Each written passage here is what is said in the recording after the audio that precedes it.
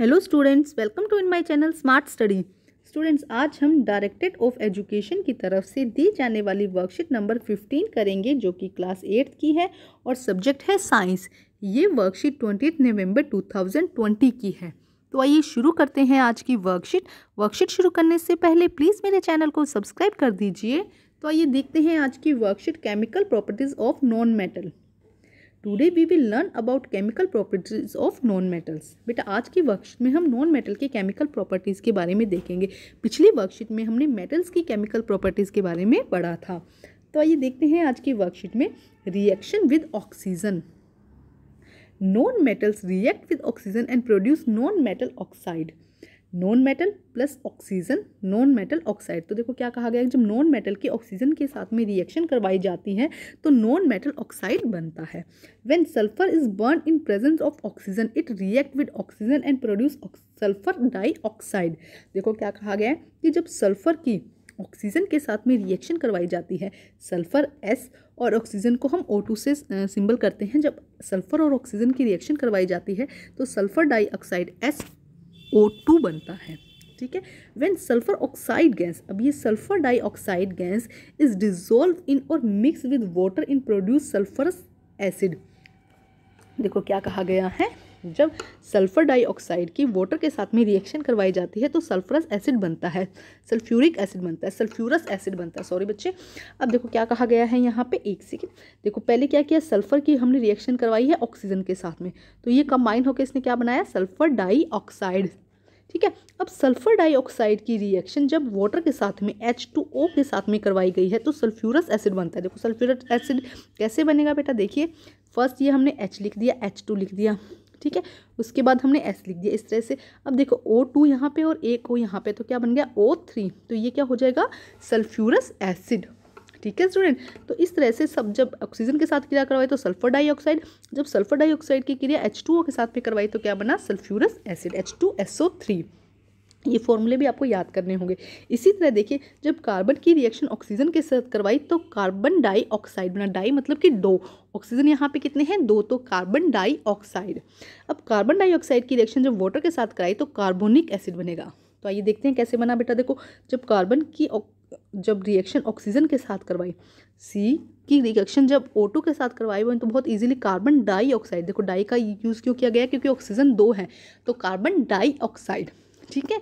अब देखो जब कार्बन डाइऑक्साइड की रिएक्शन हमने H2O के साथ में करवाई, वाटर के साथ में करवाई, तब देखो क्या होगा, फर्स्ट ये H2 बनेगा, यहाँ पे देखते हैं H2, उसके बाद यहाँ से कार्बन आया C, और देखो O यहाँ पे 2 है और एक यहाँ पे 3, तो ऑक्सीजन कितना हो गया यहाँ पे 3, तो क्या बना H2CO3 कार्बोनिक एसिड। इसे क्या कहते हैं हम, कार्बोनिक एसिड। तो बेटा ये 2-3 फॉर्मूले जो हैं इनको लर्न कर लीजिएगा आप।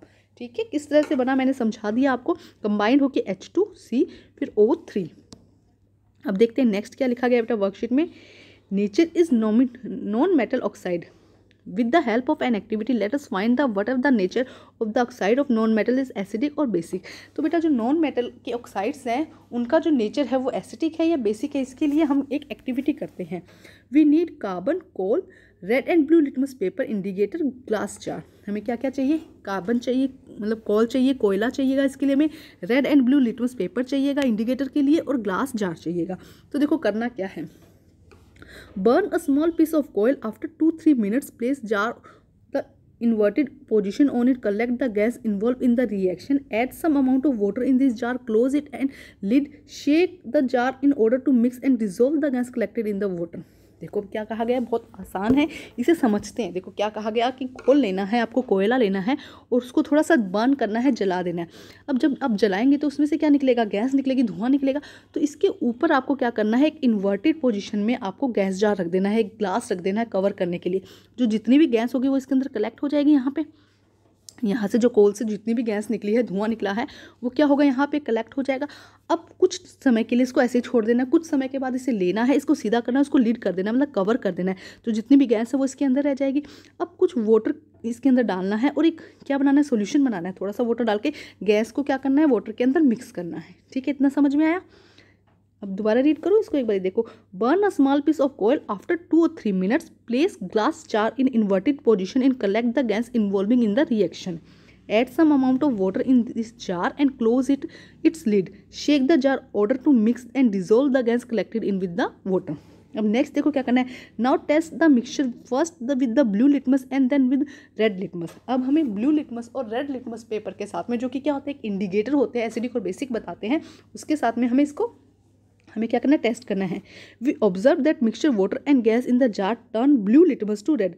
ब्लू लिटमस को कैसा कर देता है, रेड कर देता है. Therefore we can say the non metal oxide are acidic in nature. तो नॉन मेटल जो है, नॉन मेटल के जो ऑक्साइड हैं वो कैसे होते हैं नेचर में, एसिडिक. कैसे होते हैं, एसिडिक इन नेचर. ठीक है, अब हम देखते हैं नेक्स्ट रिएक्शन क्या दी गई है बेटा.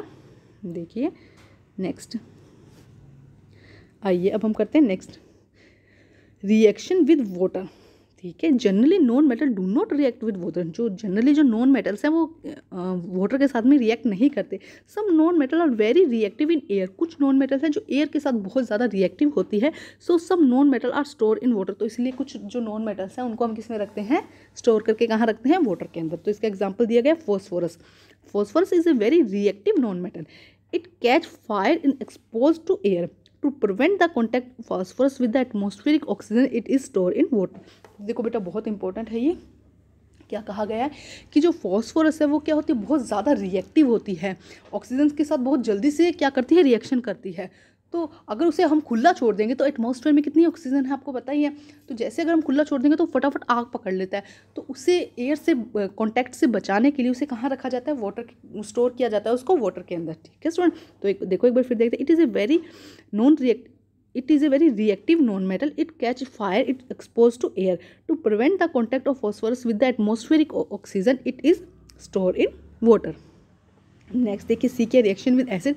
Generally non metal do not react with acid. Acid के साथ में क्या करते हैं, कोई रिएक्शन नहीं देते हैं. डी देखिए reaction with base. Reaction with non metal with the base are complex. बहुत जटिल होती है इनके, कॉम्प्लेक्स मतलब बहुत जल्दी और बहुत जटिल होती है. अब some name of some non metals, sulphur, coal, carbon. Coal किससे बना होता है, कार्बन से बना होता है, ऑक्सीजन, नाइट्रोजन एंड आयोडीन. ठीक है स्टूडेंट, अब आप करते हैं इसके क्वेश्चन आंसर. तो आइए देखते हैं क्वेश्चन आंसर. क्वेश्चन फर्स्ट देखिए, name any 4 commonly found non metals. तो यहाँ पे दिया गया है coal, carbon, oxygen, nitrogen and iodine. तो ये हो जाएगा हमारा फर्स्ट का आंसर. नेक्स्ट क्वेश्चन देखिए, why phosphorus non metal kept in water. क्यों रखा जाता है बेटा फॉस्फोरस को वाटर के अंदर, अभी समझाया बहुत अच्छे से. तो यहाँ से आ जाएगा second question. Phosphorus is very reactive non metal. It catch fire if expose of to air. To prevent to contact the phosphorus with atmospheric oxygen, it is store in water. तो ये हो जाएगा हमारा सेकंड का answer. अब हम करते हैं question number 3. What is the nature of oxide of non metals. अभी बताइए कौन सा नेचर होता है, एसिडिक या बेसिक. तो अभी हमने कहा था कैसा होता है बेटा, एसिडिक. ठीक है, तो ये हो जाएगा हमारा थर्ड का आंसर. अभी हमने देखा था ना कि वो कैसा कर रहा था, ब्लू लिटमस को रेड कर रहा था. तो कैसा नेचर होता है इसका, एसिडिक. अब हम करते हैं क्वेश्चन नंबर 4. तो आइए क्वेश्चन नंबर 4 करते हैं. देखिए क्या दिया गया, ट्रू एंड फॉल्स है बेटा. Non metal react vigorously with the acid. Acid के साथ बहुत जल्दी रिएक्ट करता है, जबकि हमने देखा कि एसिड के साथ में कोई रिएक्शन नहीं होता. तो ये क्या हो जाएगा, false. Reaction with non metal with base are complex. Yes, ये क्या हो जाएगा हमारा ट्रू. तो बेटा आज की जो वर्कशीट है वो कंप्लीट होती है. वर्कशीट कंप्लीट करके अपने टीचर से चेक कराइए और प्लीज़ मेरे चैनल को लाइक कीजिए, सब्सक्राइब कीजिए और शेयर कीजिए. Thank you students.